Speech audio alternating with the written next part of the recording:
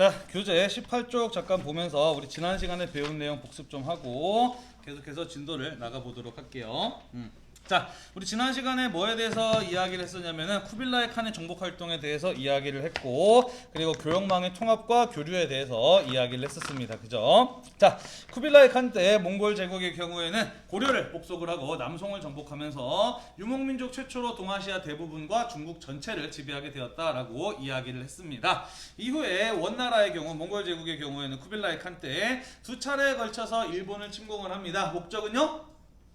동서교역로 가운데 마지막 남은 하나였던 바닷길을 장악하기 위한 목적이었다라고 이야기를 했었죠. 그죠? 하지만 태풍으로 인해서 두 번 다 실패로 끝나게 되었습니다. 대월, 베트남에 있었던 대월도 마찬가지였다라고 이야기를 했어요. 그죠? 세 차례에 걸쳐서 바닷길의 주도권을 장악하고자 대월, 잠깐만. 머리가 아니 이게 영상에서 앞머리가 가려져 있어가지고 이렇게 내려가 있으면 내가 영상을 보면서 저거 좀 이렇게 머리 좀 이렇게 앞머리 좀 치워주고 싶은데 이게 막 마음대로 안 돼서 답답하더라고.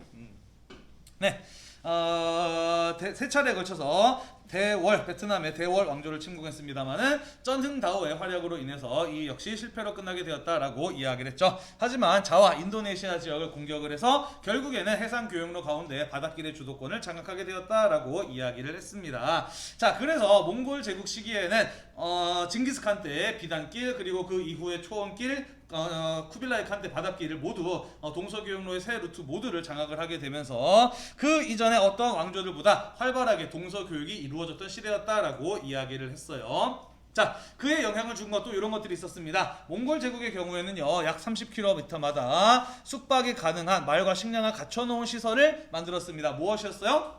바로 역참이었죠. 그죠? 자, 이 역참이라고 하는 것이 몽골 전 제국에 설치가 되면서 안전하고 빠르고 효과적인 이동이 가능하였다라고 이야기를 했어요. 이 역시 동서교역이 활발하게 만드는데 상당한 역할을 하였다라고 이야기를 했어요. 또한 비단길, 초원길에 국경이나 독점 세력과 같은 것들이 모두 사라지게 되면서 동서교역망이 안정적으로 연결되고 유지될 수 있었다라고 이야기를 했고요. 해상교역 역시 발전하게 되면서 항저우나 취현저우 같은 곳에 무역선을 관리하기 위한 시박사 같은 시설들이 만들어지기도 하였다라고 이야기를 했어요. 이렇게 동서교역이 활발하게 이루어지게 되면서 전 세계에서 공통적으로 사용할 수 있는 단일 화폐를 필요하게 되었습니다. 그죠? 물론 그전에도 금이나 은, 비단과 같이 전 세계 어디에서나 화폐로서 가치를 갖는 것들이 단일 화폐로 활용이 되기도 했었는데요. 문제는 이러한 것들이 너무 크고 무겁다라는 것이었지. 그지? 그래서 이를 대신할 수 있는 종이돈, 지폐를 만들게 되었으니 그게 바로 교초의 발행이었다라고 이야기를 했습니다. 자, 이 교초의 경우에는요, 비록 종이 쪼가리이지만 몽골 제국 전역에서 금과 은으로 교환이 가능했기 때문에 널리 유통되고 편하게 사용하였다라고 이야기를 했었어요. 그죠? 넘어갑시다.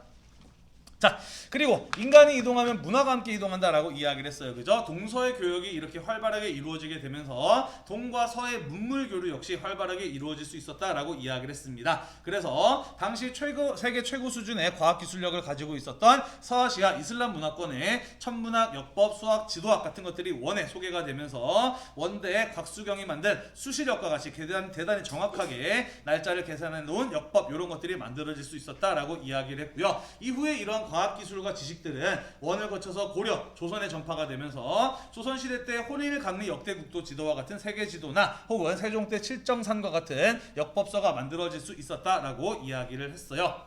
또한 동아시아에서 서아시아 그리고 유럽으로 전파되었던 것들은 어떤 것들이 있었느냐? 화약, 인쇄술, 나침반 같은 것들이 있었어요. 이러한 것들은 이후에 유럽에서 시민사회의 발달이나 종교개혁 그리고 신앙로 개척과 같은 이러한 것들이 이루어지는 데에 큰 영향을 주었다라는 것까지 우리가 지난 시간에 이야기를 했었습니다. 그죠? 자, 이번 시간에 이제 원나라가 망하고 명나라로 넘어가는 시기 원명 교체에 대해서 한번 살펴보고요. 그 기간 동안에 있었던 비슷한 시기에 있었던 고려와 조선에서의 왕조 교체로 우리도 한번 같이 살펴보도록 하겠습니다. 자, 같이 한번 보도록 할게요. 자, 같이 한번 보도록 합시다. 원해수 때부터 이야기를 해보도록 할게요. 자, 14세기 이후의 원나라는 만성적인 재정 부족에 시달리게 됩니다. 만성적 재정 부족 뭘까요? 돈이 계속 없었다. 돈이 모자라는 상황에 부딪히게 되었다라는 겁니다. 왜 그러느냐? 그 원인은 첫 번째 바로 방만한 재정 운영에 있었어요. 무슨 소리냐면은 몽골족들의 경우에는 약탈 경제에 익숙한 사람들이에요. 그죠? 없으면 쳐들어가서 뺏고 쓰고 없으면 쳐들어가서 뺏고 쓰고 하는 약탈 경제에 익숙한 사람들이기 때문에 아껴 쓰고 저축해서 오래오래 유지한다. 이런 개념들이 약해요. 특히나 이 넓은 몽골 제국에서 들어오는 막대한 세금 수입은 그들에게 어마어마한 부를 안겨주었고 그 부는 당연히 돈을 막 쓰게 하는 낭비로 또 이어졌다라는 것이에요. 자, 그래서 나라에 돈이 없다 보니까 원 제국에서는 어떠한 방법을 쓰기도 했었느냐, 이런 게 상당히 문제가 됐습니다. 믿으십시다. 교초를 남발했어요. 자, 우리 지난 시간에 배웠죠, 그죠? 자, 이 교초라고 하는 것이 화폐로서의 가치를 갖는 까닭은 무엇이었어요? 금이나 은으로 교환이 가능했기 때문이다 라고 이야기를 했어, 그지? 다시 말해서 이 교초라고 하는 돈이 돈으로서 가치를 가진 것은 금, 은과 교환이 가능하기 때문이다. 반대로 이야기하자면 교초는 얼마만큼만 만들어낼 수 있느냐? 금과 은을 보유하고 있는 만큼만 만들어낼 수 있는 게 교초라는 거예요. 자, 그런데 지금 당장 돈이 없으니까 원나라에서 일단은 종이돈을 막 찍어낸 겁니다. 교초를 만드는데 종이만 있으면 되니까, 그지? 종이만 막 찍어냈어요. 자, 그랬더니 무슨 일이 벌어졌어요? 그렇죠. 자, 교초를 남발했더니 어떤 일이 벌어졌느냐? 가지고 가도 금이랑 은이랑 교환해주세요 라고 이야기를 해도 바꿔줄 금이나 은이 없었던 거예요. 그죠? 금과 은과 교환이 불가능해졌다라는 것이죠. 그죠? 자, 그러다 보니까 이 교초라고 하는 돈이 화폐로서의 가치를 가질까요? 가지지 못할까요? 화폐로서의 가치를 갖지 못하는 문제가 발생했다라는 것입니다. 자, 이로 인해서 어떤 문제가 일어나게 되느냐? 물가가 폭등하는 문제가 나타나게 됩니다. 첫 번째, 원래 시장에 유통되어야 하는 돈보다 훨씬 더 많은 양의 돈이 유통이 되었어요. 당연히 돈이 많아지게 되면서 물건값이 올라가는 물가의 폭등 같은 것들이 일어나게 되고요. 또한 교초가 가치를 잃게 되자 사람들은 교초 대신에 실질적인 가치를 가진 금이나 은을 찾게 되었단 말이야. 자, 우리 수요 공급에 대해서 경제할 때 혹시 배웠는지 모르겠네요. 공급은 일정한데 수요가 늘어나게 되면 값은 어떻게 되나요?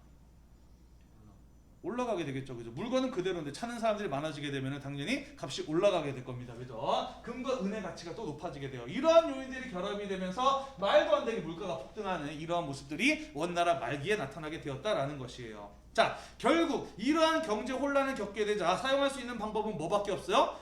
돈을 막 찍어낼 수도 없으니까 믿으십시다. 뭐밖에 없어요? 세금을 많이 매겨서 재정 부족을 어떻게든 극복하는 방법밖에 없습니다. 그죠? 자, 다시 말해서 원나라 말기로 가게 되면서 중국의 민중들의 경우에는, 백성들의 경우에는 어떠한 어려움을 겪었느냐? 물가의 폭등과 무거운 세금이라고 하는 이런 어떤 어려운 경제적인 위기에 놓이게 되었다. 어려움을 겪게 되었다라는 이야기가 되겠어요. 자, 이 시기에 황허강이 범람하는 등 이런 어떤 자연재해가 발생을 했고요. 그러면서 강남의 경제력을 화북으로 운반하지 못해서 그로부터 나타나는 여러 가지 경제적인 어려움도 발생을 했습니다. 그리고요, 또 이런 것도 예를 들어 볼 수 있을 것 같아요. 예를 들자면 예전 교과서에 써 있었는데 빠졌네. 황희 계승의 불안정. 자, 이런 것도 원인이 되었는데 안 쓰셔도 돼요. 파란색으로 쓰는 거. 자, 요거 우리 지난 시간에 이런 얘기 했었죠. 그죠? 고려가 원나라에게, 몽골에게 항복을 했는데 쿠빌라이 칸이 이 고려라는 나라를 없애지 않고 부마의 나라로, 사유의 나라로 그대로 계속 인정을 해줬어요. 그죠? 그러면서 원 간섭기로 넘어가게 되잖아. 그지? 이때 쿠빌라이가 고려라는 나라를 없애지 않고 부마국으로 삼은 이유 뭐였어요? 쿠빌라이 칸은 아리퀴케라고 하는 자기의 배다른 동생과 경쟁해서 싸워서 이겨서 칸의 자리를 차지했다라고 이야기를 했잖아요. 그죠? 처음에 얘네 둘이 붙을 때 쿠빌라이가 훨씬 더 불리했다라고 이야기를 했었지. 그지? 그런데 고려가 이때 쿠빌라이한테 항복을 했다라고 이야기를 했잖아요. 그죠? 그래서 쿠빌라이가 얘네는 내가 이길 거라고 생각하는구나 라고 여기 감동을 받아가지고 나중에 이긴 뒤에 고려를 인정해줬다라고 이렇게 이야기했잖아요. 그지? 무슨 말이냐면요, 몽골 제국에서, 원나라에서 황제의 자리, 칸의 자리는 어떤 식으로 계승이 되었느냐? 첫째 아들한테 자연스럽게 물려주는 거 아니고요. 이와 같이 칸의 자리를 계승할 수 있는 사람들끼리 싸워서 이긴 놈이 차지했다라는 거예요. 자, 그러다 보니까 어떤 일이 벌어지게 되느냐? 칸이 바뀔 때마다 내전, 내부적인 전쟁이 벌어지게 되었다라는 것이에요. 다른 나라랑 전쟁을 해서 이기면은요, 땅도 얻고 물자도 얻어요. 얻는 게 있단 말이에요. 하지만 내부적인 전쟁은요, 얻는 거 아무것도 없어요. 한 명이 그냥 황제의 자리, 칸의 자리를 얻는다 뿐이지 그 전쟁을 경험하는 동안 얼마나 경제나 정치나 사회적으로 혼란했겠어요. 그죠? 그러한 일들이 몇 번 반복되다 보니까 원나라는 자연스럽게 국력이 쇠퇴하게 되었다라는 것이에요. 자, 이러한 여러 가지 요인들이 결합이 되면서 원의 국력이 쇠퇴하게 되었다라는 것입니다. 자, 그러면서 원나라 말기에 이른바 백년교라고 하는 미신적인 종교가 널리 유행을 하기 시작을 하고요. 이 백년교를 믿는 사람들이 중심으로 조직이 되어서 대규모의 반란이 일어나게 되니 이게 바로 백년교의 난이라고 하는 사건이에요. 자, 백년교 밑에 선생님이 밑줄 쳐놨죠. 설명을 써놨죠. 밑줄 좀 칩시다. 밑줄 좀 칩시다. 한족을 중심으로 널리 퍼진 민간 종교이며 이단 불교의 성격을 띈다라고 되어 있습니다. 쉽게 말해서 사이비 종교예요. 자, 예나 지금이나 동서고금을 막론하고 사회가 혼란할 때, 백성들이 먹고 살기 힘들 때, 삶이 괴로울 때 사람들은 이런 어떤 희망을 주는 미신적인 종교에 쉽게 빠져들게 됩니다. 예를 들자면은요, 우리 황건적의 난 배웠잖아요. 그죠? 한나라 말기에 황건적의 난, 한나라 말기에 사회가 무척이나 혼란했어요. 그죠? 그랬더니 사람들이 이제 황건적의 난을 일으켰던 건데 그 황건적의 난 역시 태평도라든지 오두미교라든지 같은 이런 어떤 미신적인 종교들에 의해서 조직된 농민들이었던 것이죠. 우리나라 같은 경우에도 IMF를 전후해서 종말론을 믿는 그런 어떤 미신적인 종교가 또 크게 많이 번성하기도 했어요. 선생님 어렸을 때 기억이 나요. 뉴스에 매일같이 이런 어떤 종말론을 믿는 종교단체에서 막 이상한 일들을 하고 막 돈 걷고 사람들 거기에 빠져서 막 기도하고 눈물 흘리고 막 이런 영상들을 봤던 게 기억이 나거든요. 뭐 어쨌든 아무튼 당시 민중들은 무척이나 먹고 살기 힘든 시기이다 보니까 이러한 미신적인 종교에 상당히 많이 빠져들었고 그 종교라고 하는 종교 조직을 바탕으로 군대를 만들어서 반란을 일으켰으니 그게 바로 백년교의 난이라고 하는 사건이었다라는 것이에요. 자, 이 백년교를 중심으로 반란을 일으킨 무리들의 경우에는 머리에 어떤 색깔의 띠를 둘렀느냐? 빨간색의 띠를 둘렀어요. 자, 그래서 그 사람들을 뭐라고 부르느냐? 빨간 두건을 맨 도적이다라고 해서 홍건적이라고도 부르죠. 자, 그래서 원나라 말기에 일어났던 백년교의 난은 다른 말로는 홍건적의 난이라고도 이야기를 합니다. 자, 이 홍건적 출신의 밑줄 칠게요. 주원장이라는 인물이 있었는데 이 사람이 이 원나라 말기의 반란 세력들을 통합을 해서 원의 수도였던 대도 베이징을 점령합니다. 그러면서 밑줄 칠게요. 몽골족의 경우에는 중원의 지배를 포기하고 몽골 초원으로 다시 돌아가게 됩니다. 다시 말해서 원나라 몽골 제국이 망했다? 안 망했다? 아예 망한 거는 아니에요. 그죠? 다만 그 전까지는 중국 전체와 몽골 초원 지역까지를 다 지배하고 있었는데 이 주원장이 이끄는 반란군에 의해서 중원 지배를 포기하고 몽골 초원 지역으로 돌아가게 되었다라는 것을 의미하는 것이에요. 그리고 그 이후에도 상당히 강력한 세력으로 초원 지역에게 오랫동안 남아 있습니다.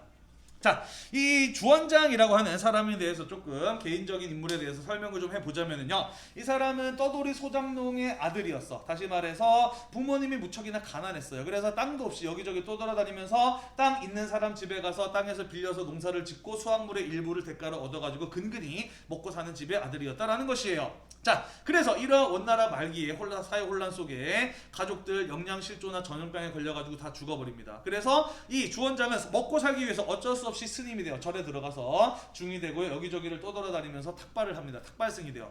그냥 이제 먹을 거 주세요. 감사합니다. 나무아미탑을 하고도 또 가는 거 있잖아. 그치? 탁발승이 되어서 살아가다가 홍건적을 만나게 되고요. 그들에게 가담을 하게 되면서 본격적인 활동을 하기 시작을 합니다. 자, 이 사람의 능력이 뛰어나서요. 홍건적 내부에서 점차 승진을 하게 되면서 어느덧 홍건적을 이끄는 3명의 대장 중에 하나가 됩니다. 3대장 안에 들어가게 되는데요. 자, 이 주원장이라는 사람이 이 3대장 자리에 오르고 난 뒤에 나머지 2명을 제치고 이 사람이 전체 반란군을 통합할 수 있었던 힘은 어디에서 나왔느냐?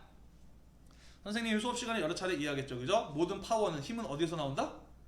돈에서 나온다라고 이야기를 했어. 그치? 자, 이 백년교의 난, 홍건적의 난이 한참 진행되고 있을 때 이 주원장은 누구를 자기 편으로 끌어들이는 데 성공을 하느냐? 강남의 한족 지주들, 돈 많은 한족 지주들을 자기 편으로 끌어들이는 데 성공합니다. 왜 그러느냐? 자, 강남 지역의 돈 많은 한족 지주들, 나름 공부도 열심히 한 수준 높은 사람들, 이 백년교 같은 미신적인 종교를 믿었을까 안 믿었을까? 안 믿어요. 그죠? 이 사람은 돈도 있고 여유도 있고 학식도 있는 사람들이기 때문에 백년교 같은 저런 미신적인 종교 굉장히 혐오했단 말이야. 극혐이란 말이야. 비록 몽골대들이 싫긴 하지만 얘네들도 싫은 거는 마찬가지였다라는 것이죠. 자, 그래서 주원장 어떻게 하느냐? 홍건적 출신이지만 백년교와 손을 끊습니다. 빠이빠이 손절을 하고요. 그리고 유교를 전면에 내세우기 시작을 합니다. 그러면서 우리는 백년교라고 하는 미신적인 종교 믿는 사람들이 아니라 한족의 전통문화, 전통적인 사상, 유교를 믿고 따르는 사람들이다 라고 하는 것을 전면에 내세우기 시작을 해요. 그러면서 강남의 한족 지주들을 자기 편으로 끌어들이는 데 성공을 하죠. 그리고 그들의 그런 어떤 경제적인 지지를 바탕으로 이 다른 홍건적의 대장들을 제끼고 이 사람이 반란군을 통합할 수 있는 힘을 얻게 되었다라는 것이에요. 이해가 되시죠? 네, 자 그래서 이 강남을 중심으로 자기를 지지해줬던 한족 지주들이 강남에 많았다 그랬잖아, 그지? 강남을 중심으로 세력을 형성을 하고 점차 북쪽으로 진출을 해서 몽골족을 몰아내고 새로운 나라를 세웠으니 그게 바로 믿주십시다 명나라였다라는 것이고요. 1368년에 세워진 나라다라는 것이에요.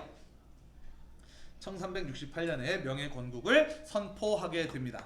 자, 주 원장의 경우에는 이후에 황제의 자리에 올라요. 그래서 이때부터 홍무제라고 불리게 되고요. 또는 교재에 따라서 명태조 주원장 이렇게 표시를 하는 곳도 있을 거예요. 명태조, 홍무제, 황제의 자리에 오르게 됩니다.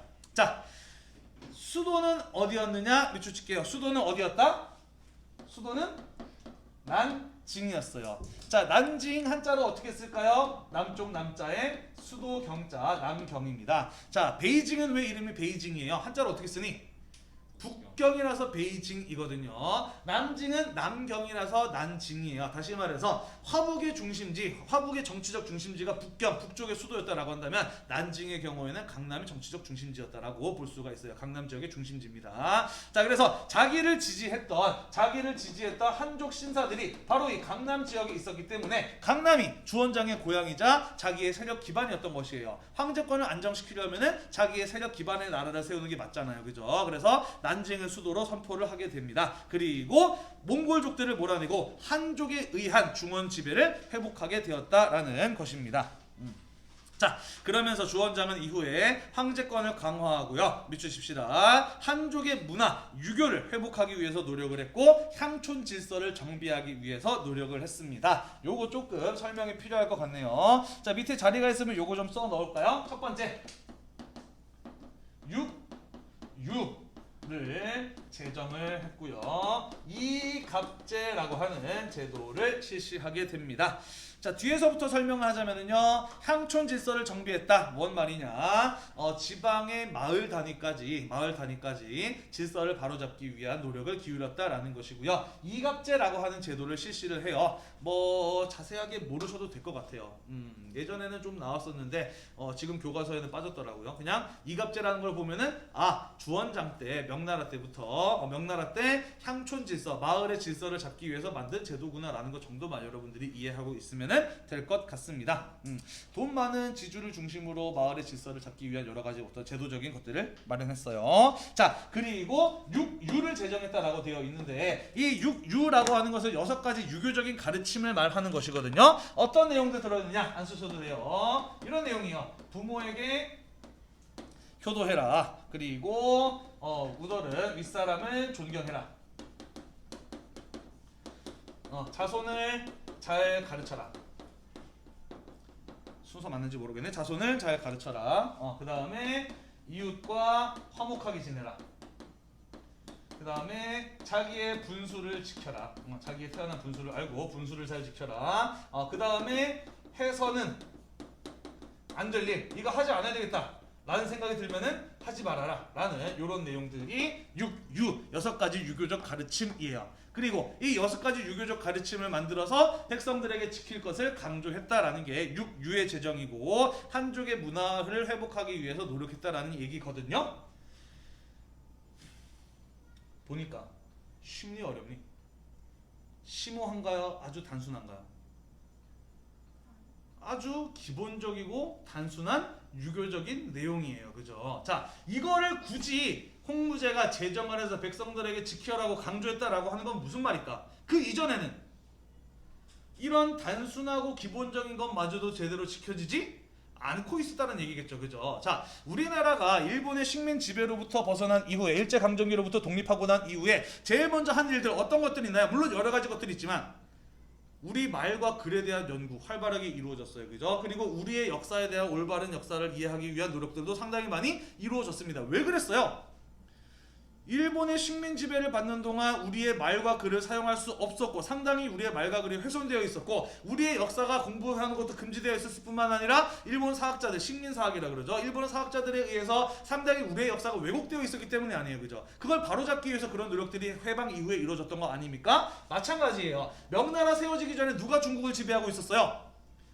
원나라 몽골족들이 지배를 하고 있었어. 그지? 그러다 보니까 몽골족의 지배를 받는 동안 한족들의 전통적인 문화와 질서, 특히 유교를 중심으로 하는 그런 문화와 질서가 상당히 훼손되어 있었다라는 것이에요. 하지만 몽골족들을 몰아내고 이제 한족의 나라를 다시 되찾았으니 우리는 과거의 유교적인 질서, 한족적인 문화와 질서를 회복시켜야 된다라고 하는 것을 강조했다라는 그런 이야기가 되겠습니다. 자, 그래서 원나라가 망하고 명나라로 넘어갔다라고 하는 것은요, 단순한 왕조 교체 그 이상의 의미를 갖게 돼요. 중국이라고 하는 거대한 나라의 성격이 완전히 바뀌게 되었다라는 것을 의미한다라는 겁니다. 유목민족적인 지배에서 다시 한족적인 지배로 바뀌게 되었다라는 거예요. 그래서 우리가 나중에 다시 이야기를 하겠습니다만은 이러한 변화가 국제관계에서도 그대로 나타나게 돼요. 과거 한족들이 좋아했던 유교적인 국제질서 뭐였습니까? 화의관을 바탕으로 한 조공과 책봉이잖아요. 그죠? 조공과 책봉이라고 하는 외교적인 질서가 동아시아에 다시 되살아나게 돼요. 명나라가 세워지게 되면서 그러한 변화를 보이게 된다라는 것입니다. 이해되나요? 잠깐만, 지금 온 사람 출석 체크 좀 하고. 원래 몇 시간에 오니? 그래요. 학교 온 것만 해도 훌륭해요. 자, 그 다음 보도록 합시다. 자, 명나라의 경우에는요, 세 번째 황제인 영락제 때 빠른 이른 전성기를 맞이하게 됩니다. 세 번째 황제 영락제라는 사람이 황제의 자리에 오르고요. 이때부터 명나라가 잘 나가는 전성기의 모습을 보이게 됩니다. 자, 이 영락제에 대해서도 설명을 하려면은 조금 개인적인 이야기를 좀 해야 되겠네요. 자, 이 영락제 같은 경우에는 주원장이 몇째 아들이었느냐? 주원장의 넷째 아들이었습니다. 넷째 아들이요. 다시 말해서 이 사람은 황제가 될 가능성이 있는 사람이었나요? 없는 사람이었나요? 없는 사람이었어요. 게다가 아들인데 두 번째 황제가 아니라 몇 번째 황제래요? 세 번째 황제래요. 그죠? 자, 주원장이 죽고 난 다음에 그 뒤에 황제의 자리를 이어받은 사람은 누구였냐면은 그의 손자였고요. 이름이 건문제였어. 이름은 기억이 안 나네. 건문제라는 사람이 그 뒤에 황제의 자리를 이어받습니다. 뭔 소리냐면은요. 네, 그것도 그냥 간단하게 설명 좀 할게요. 자, 명나라의 수도 난징이었다라고 이야기를 했잖아요. 그죠? 그리고 원나라, 몽골족들이 아예 사라진 게 아니었다라고 이야기를 했어. 그지? 중원에서 물러났다 뿐이지 여전히 북방 초원 지역에서는 몽골이 강력한 세력으로 자리를 잡고 있었어요. 자, 그래서 이 주원장의 경우에는 아직 죽지 않았을 때, 살아있을 때 자기의 아들들 가운데 가장 군사적인 재능이 뛰어났던 이 영락제를 베이징으로 보냅니다. 그리고 걔한테 군대를 주면서 몽골의 침략을 막고 견제하고 있어라 라는 임무를 내려요. 자, 그래서 영락제는 베이징을 중심으로 몽골의 침략을 막아내는 군대를 지휘하고 있었던 것이죠. 자, 그런데 난징에서 주원장이 죽습니다. 그리고 그의 첫째 아들이 자리를 이어받아야 되는데 첫째 아들이 없으면 일찍 죽었어요. 첫째 아들은. 그럼 누가 이어받아야 될까? 네, 여러분들이 생각하기에는 둘째 아들이 이어받아야 된다고 생각을 하는데 사실 그거는 유교적인 절차가 아니에요. 여러분들 집에서 제사 지낼 때 그렇게 하나? 그러면은 만약에 첫째 아들이, 그러니까 이제 큰아버지가 없으시면은 작은아버지, 둘째 아들이 제사를 주관하던가요? 아니었을걸? 유교에는 종법제라고 하는 질서가 있는데 만약에 첫째 아들이 죽었다라고 하면은 그 제사 누가 이어받아야 되느냐? 둘째 아들이 아니라 첫째 아들의 아들, 다시 말해서 장손이 그것을 이어받게 되어 있어요. 이렇게 무조건 첫째로만 내려가는 게 이제 종법제라고 하는 질서이거든요. 자, 명나라 한족 유교적인 전통을 회복하고자 했던 나라였다라고 이야기를 했어. 그지? 주원장의 첫째 아들 일찍 죽었기 때문에 그의 첫째 손자가 황제의 자리를 이어받았던 것이에요. 이제 어떤 일이 있었는지 대충 감이 오나요? 단종이 어린 나이에 왕위에 오르자 그의 삼촌인 수양대군이 계유정난을 일으켜서 단종을 몰아내고 세조로 즉위하는 일이 있었잖아요. 그죠? 그거랑 유사한 과정이 있었던 것이에요. 황제의 나이가 어렸어. 황제가 제 역할을 하지 못했어. 그래서 영락제가 베이징에서 자기가 거느리고 있었던 군대를 데리고 내려와서 난징을 점령을 하고 건문제를 몰아내고 황제의 자리에 오른 게 바로 이 영락제였던 것이에요. 이해되시죠? 자, 그래서 영락제가 황제가 되면서 변한 게 어떤 것들이 있느냐? 첫 번째, 밑주십시다. 수도를 어디로 옮겨요? 베이징으로 옮겨요. 왜 옮겼을까? 자, 아까 주원장이 수도를 난징으로 정한 이유 뭐였어? 자기를 지지해준 한족 지주들이 어디 있었기 때문에? 강남에 있었기 때문에. 나의 세력 기반이 강남이었으니까 수도를 강남으로 정한 거 아닙니까? 그죠? 영락제는 자기의 베이스먼트 지지 기반이 있는 게 어디예요? 베이징이잖아, 그지? 그러니까 수도를 베이징으로 옮겼던 겁니다. 그리고 이때부터 지금까지 중국의 수도는 계속해서 베이징이에요. 뭐 잠깐 바뀐 적이 있는데 기본적으로 베이징은 이후부터 지금까지 중국의 수도로 그대로 이어져 내려오고 있다라는 것이에요. 자, 그리고 정상적인 방법이 아니라 약간 비정상적인 방법으로 황제의 자리에 올랐기 때문에 이 영락제의 경우에는 자신의 권위를 과시하고 또 자신의 힘을 강화하기 위한 여러 가지 노력들을 하게 되는데 대표적인 예가 바로 거대한 자금성을 건설한 것에 예를 들 수가 있어요. 자금성 들어봤죠, 그죠? 지금 베이징에 있죠, 그죠? 선생님도 대학생 때 가봤어요. 정말 무지무지하게 큽니다. 그냥 이렇게 있었는데 정문에서 시작을 해서 중간에 제일 메인이 되는 건물까지 갔다가 돌아오는데 한 2시간 정도 걸렸어요. 여기 다 안 보고 물론 여기만 이제 관광객들에게 개방되어 있는데 이렇게 갔다가 이렇게 오는 데만 2시간이 걸렸어. 정말 어마어마하게 큰 궁전. 나중에 한번 기회가 되면 꼭 한번 보세요. 중국은 한 번쯤은 가볼 만한 나라라고 생각이 들어요. 2번이나 3번은 조금 힘들 수도 있어요. 한 번쯤은 가볼 만한 나라라고 생각을 합니다. 물론 선생님 한 2번 가봤네요. 한 또 더 가보고 싶기도 한데 조금 걱정이 되기는 해요. 요즘 같은 시국에.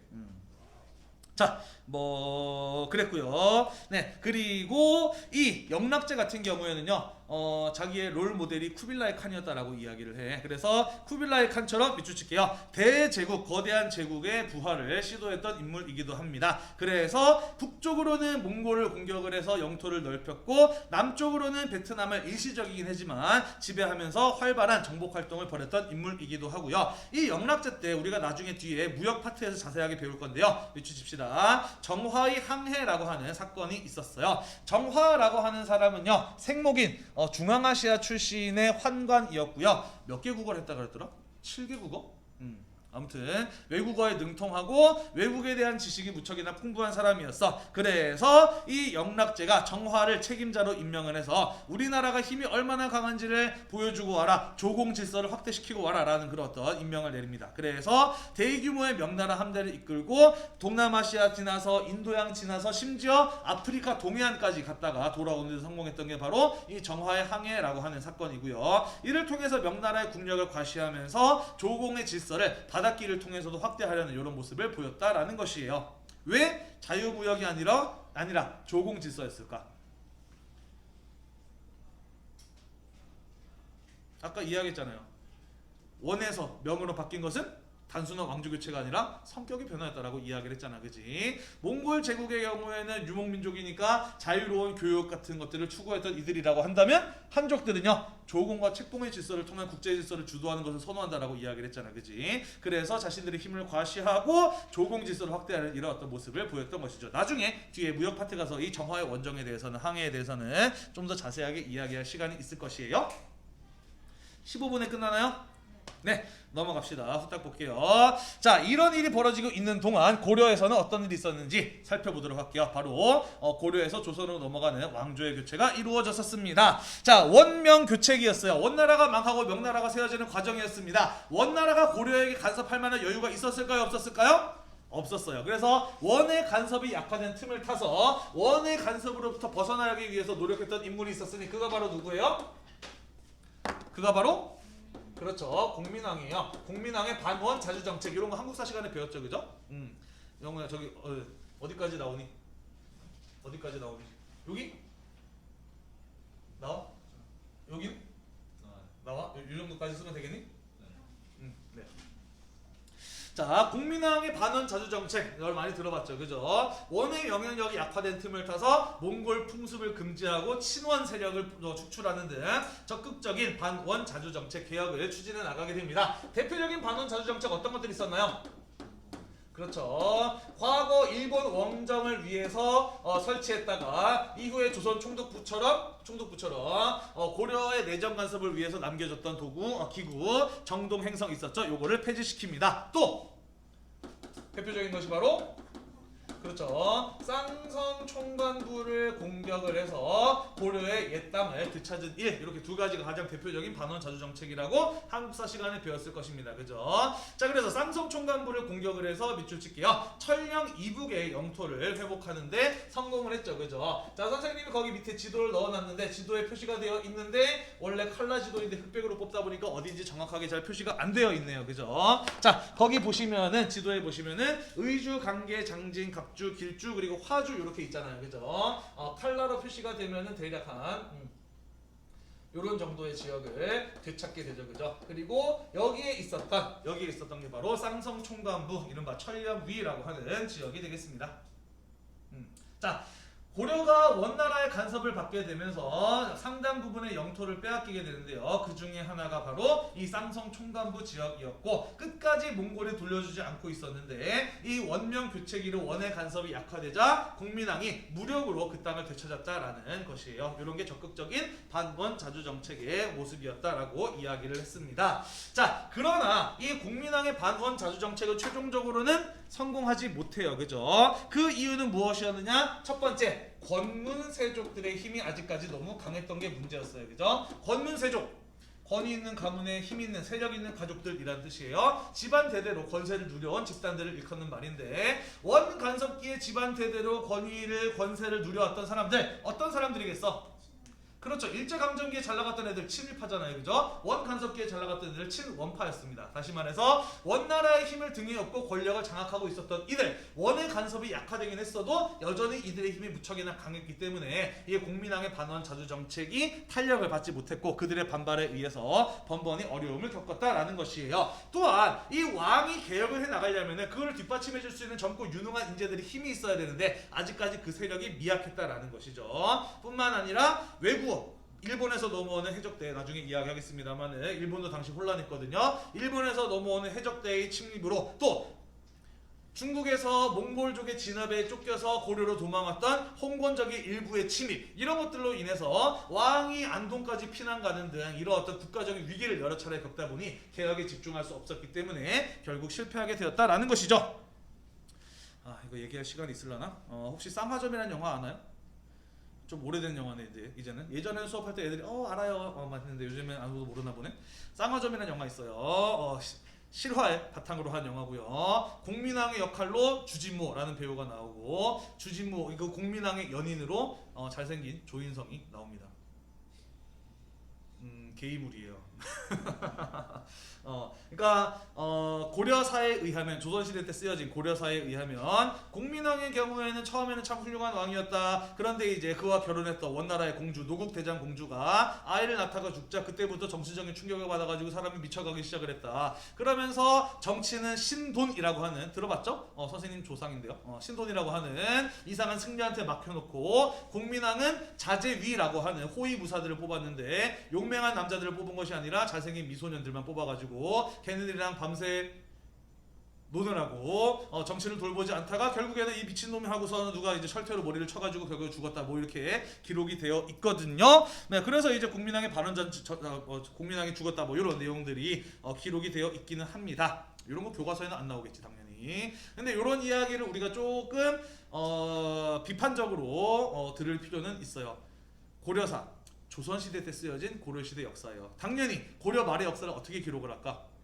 안 좋게 써야지 조선의 건국이 정당화되잖아요. 그죠? 그래서 100% 신뢰하기 조금 어려운 사료라고 하는 것도 좀 염두에 뒀으면 어떨까 싶은 생각이 드네요. 자, 그래서 국민왕의 반원 자주 정책은 실패로 끝납니다만은 국민왕이 개혁을 추진해 나가기 위해서 과거를 통해서 젊고 능력 있는 새로운 인재들을 뽑았어요. 그들이 바로 누구냐면은 그렇죠. 성리학을 공부한 정도전, 정몽주와 같은 이른바 신진 사대부들입니다. 국민왕의 반원 자주 정책은 실패로 끝났지만 그 과정에서 신진 사대부들이 성장을 했고요. 또한 왜구와 홍건적의 침략을 막아내는 과정에서 이성계, 최영과 같은 신흥 무인 세력들이 성장을 하게 되면서 이들이 이후에 새로운 시대를 열어나가게 되는 것이죠. 그죠? 자, 이후에 원명의 교체가 끝난 이후에요. 밑줄 칩시다. 명나라가 천령 이북의 땅을 요구하게 되자 고려는 요동정벌을 추진하게 됩니다. 자, 아까 선생님이 이야기를 했었죠. 그죠? 지금 노란색으로 표시된 여기가 이제 국민왕의 반원 자주 정책으로 되찾은 땅이다라고 이야기를 했잖아. 그지? 자, 선생님이 예전에 그런 얘기 했어요. 남중 남고에서 제일 많이 싸우는 때가 언제라 그랬니? 1학년? 1학기 때라 그랬어. 그지? 왜?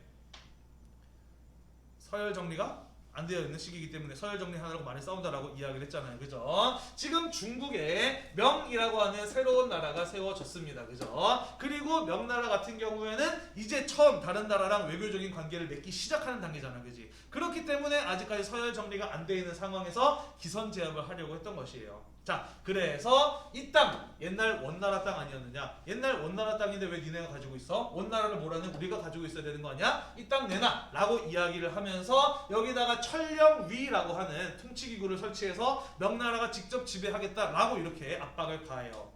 자, 고려 내부에서는 이에 대해서 어떻게 대처해야 되느냐 여러 가지 의견들이 나왔는데요. 당시 집권자는 누구였느냐? 고려 왕은 우왕이었고 당시 최고 실권자는 바로 이성계와 함께 성장했던 이성계보다는 아버지 뻘이지 나이 훨씬 더 많은 최영 장군이었죠. 최영 장군 성격이 굉장히 호전적인 용맹한 그런 사람이죠.